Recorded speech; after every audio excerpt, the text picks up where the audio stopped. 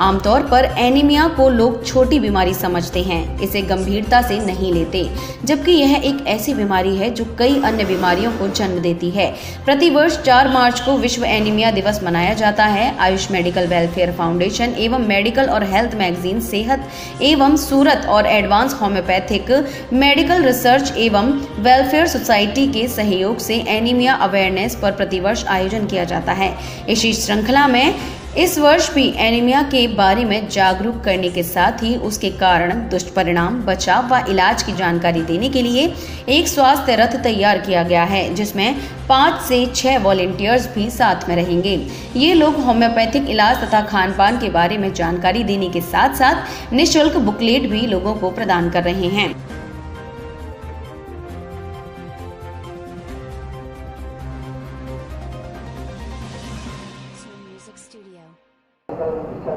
Plastic anaemia एक ऐसी बीमारी है जो जब होती है तो उस व्यक्ति को, बच्चे को, जिसको भी होती है उसको और उसके परिवार को पूरा एक ऐसा प्रभाव गिराती है जो पूरा परिवार डिस्टर्ब हो जाता है। और इस बीमारी को बचाने के लिए या इस बीमारी को कम करने के लिए होम्योपैथिक में बहुत सारे और हमारी भारतीय पद्धति में बहुत सारे उदाहरण हैं जिसके माध्यम से हम कर सकते हैं।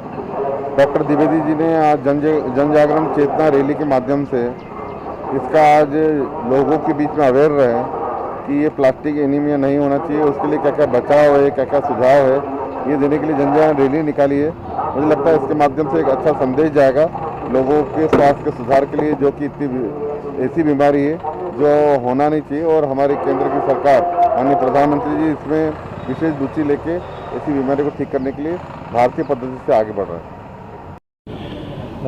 4 मार्च 2021 को हम लोग अप्लास्टिक एनीमिया डे मनाने जा रहे हैं। अप्लास्टिक एनीमिया दिवस पर हमने एक सेमिनार रखा हुआ है जिसमें हम लोग बताएंगे कि अप्लास्टिक एनीमिया क्या होता है, उसके कारण क्या हैं और उसका बचाव और इलाज क्या है।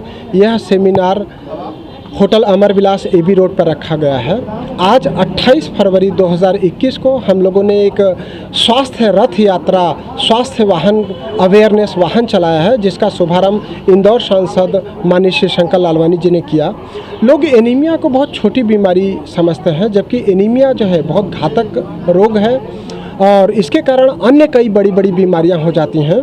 तो एनीमिया लोगों को नहीं हो, एनीमिया के क्या प्रारंभिक लक्षण हो सकते हैं, इसके लिए हमने एक जन जागृति अभियान चलाया है। जैसे मैं बात करता हूं कि अगर आपको काम करते करते, रूटीन का काम करते करते थकान आ रहा है या घर का काम करते हुए, सीढ़ी चढ़ते हुए श्वास भर रहा है, तो यह लक्षण एनीमिया का हो सकता है। लोग अस्थमा का लक्षण समझ करके अस्थमा का इलाज कराने लगते हैं और खून नहीं जाँच कराते हैं। साधारण सा जाँच CBC कराने से पता चल सकता है। लोगों को जब खून कम हो जाता है, 3 ग्राम 4 ग्राम आ जाता है और प्लेटलेट कम हो जाता है, 10,000 15,000 आ जाता है और चक्कर खा करके गिर जाते हैं, जब अस्पताल पहुंचते हैं और जांच होता है तब पता चलता है कि उनको बहुत ही भयानक बीमारी हो गई।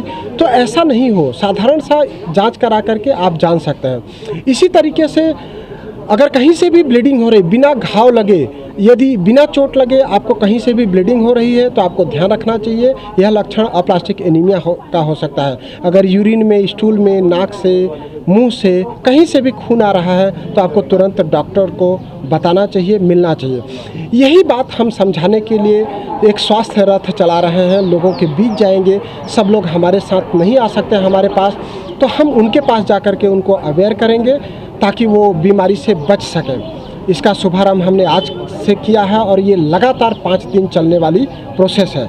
मैं डॉक्टर AK द्विवेदी, संचालक advanced homeo health centre Indore एवं सदस्य आयुष मंत्रालय भारत सरकार,